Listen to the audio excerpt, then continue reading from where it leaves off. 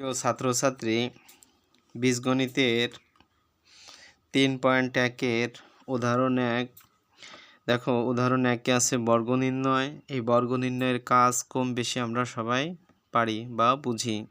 দেখো, সাধারণত ক্লাস 7 থেকে বর্গের কাজ শুরু হয়।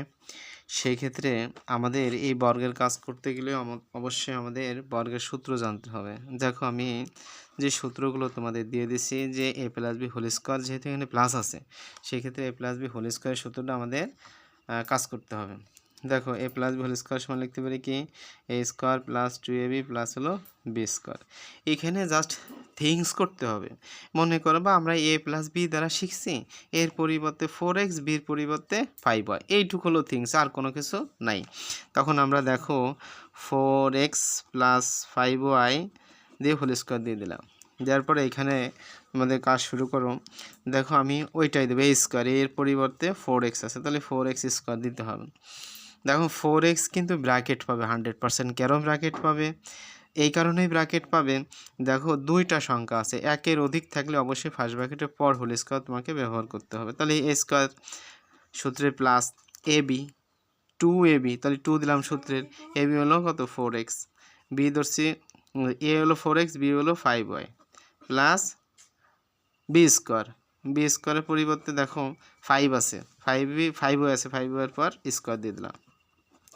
দেখো, এবার এই 4xটা দুইবার গুণ হবে। 4xটা তুমি যদি দুইবার গুণ করো তাহলে 4 4 কত 16, আর x গুণ করলে কত x স্কোয়ার হয়। আচ্ছা, দেখো, এই 2 দ্বারা 4 গুণ করো, 4 দুগুণে কত 8, 8 আবার 5 দিয়ে গুণ, 5 8 কত 40, আর এখানে থাকতে কত x আর y সম্পর্ক গুণ বসায় দিলাম। আর এখানে 5 গুণ 5y মানে 5y আমার 2 বার গুণ হবে, তাহলে 5 5 কত বলো 25, আর y পার স্কোয়ার, y পার কি বলো স্কোয়ার। তাহলে y পার যদি তুমি স্কোয়ার দাও তোমাদের কিন্তু রেজাল্টটা এখানে হয়ে যায়। দেখো, আমি এই যে রেজাল্ট, এটা কিন্তু আমাদের বর্গ নির্ণয় কমপ্লিট হয়ে গেল। এখানে এই কমপ্লিট হয়ে যাওয়ার পরে এখানে তোমাদের একটু দেখতে হবে যে আমাদের অন্য কোনো কাজ করা যায় কি না, যেমন যোগ বিয়োগ হয় কি না, এই তোমাদের অবশ্যই এটা খেয়াল রাখতে হবে। সেক্ষেত্রে তুমি যদি দেখো কোনো প্রকারে আমাদের যোগ বিয়োগ হয় না, হ্যাঁ দেখো এখানে 16x স্কোয়ার, এখানে আছে 25y স্কোয়ার। দেখো, স্কোয়ার স্কোয়ার মিল আছে, বাট সংখ্যা ইংরেজি সংখ্যার সাথে কোনো মিল নাই, যেমন ওয়াই আছে, এখানে এক্স আছে, তাহলে এর সাথে যোগ বিয়োগ করা সম্ভব না। আর মাঝখানে কি আছে 40xy, মানে 40xy আছে, 40xy সাথে ওর এখানে আর অন্য কোনো সংখ্যার সাথে xy নাই, তাই ওর সাথে কোনো কাজ হবে না, বা এটাই আমাদের রেজাল্ট। দেখো, তোমাদের আমি বারবার একটা কথাই বলবো, অঙ্ক ছোট, তারপরে তোমাদের একটা কথা সবসময় বলবো যে তোমরা এই ছোট অঙ্ক থেকেই তোমরা শিক্ষা নিতে হবে।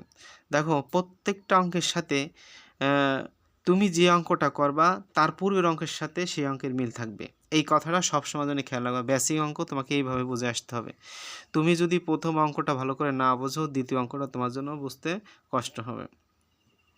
দেখো, তুমি যদি দ্বিতীয় অঙ্কটা না বোঝো তাহলে তৃতীয় অঙ্কটা তোমার জন্য সমস্যা হতে পারে। এই জন্য তোমাকে অবশ্যই প্রত্যেকটা অঙ্কের গুরুত্ব তোমাকে বুঝতে হবে। তোমাকে সঠিকভাবে এবং মাথা খাটিয়ে তোমাকে বুঝে তারপর অঙ্কগুলো করতে হবে এবং মাথায় রাখতে হবে। দেখো, বীজগণিতের অধ্যায়টা অনেক ছেলেমেয়ে করতে চায় না। দেখো, বীজগণিত কিন্তু তুমি যদি সূত্রগুলো পারো, সূত্রগুলো ব্যবহার পারো, তাহলে তোমার জন্য সহজ। দেখো, তোমরা যদি প্লাস পাওয়ার চিন্তাভাবনা থাকে যে আমি প্লাস মার্ক ওঠাবো, সেই ক্ষেত্রে আমি মনে করি বীজগণিত বলো, ত্রিকোণমিতি বলো, উপপাদ্য বলো, সম্পদ্য বলো, পরিমিতি বলো, এইগুলো তোমাকে নবদর্পণে তোমার রাখতেই হবে, বাধ্যতামূলক রাখতে হবে। আর তুমি যদি মনে করো যে না আমি কোনো রকম শুধু এসএসসি পাস করবো, সেই ক্ষেত্রে তুমি এগুলো না করলেও তুমি পারবা।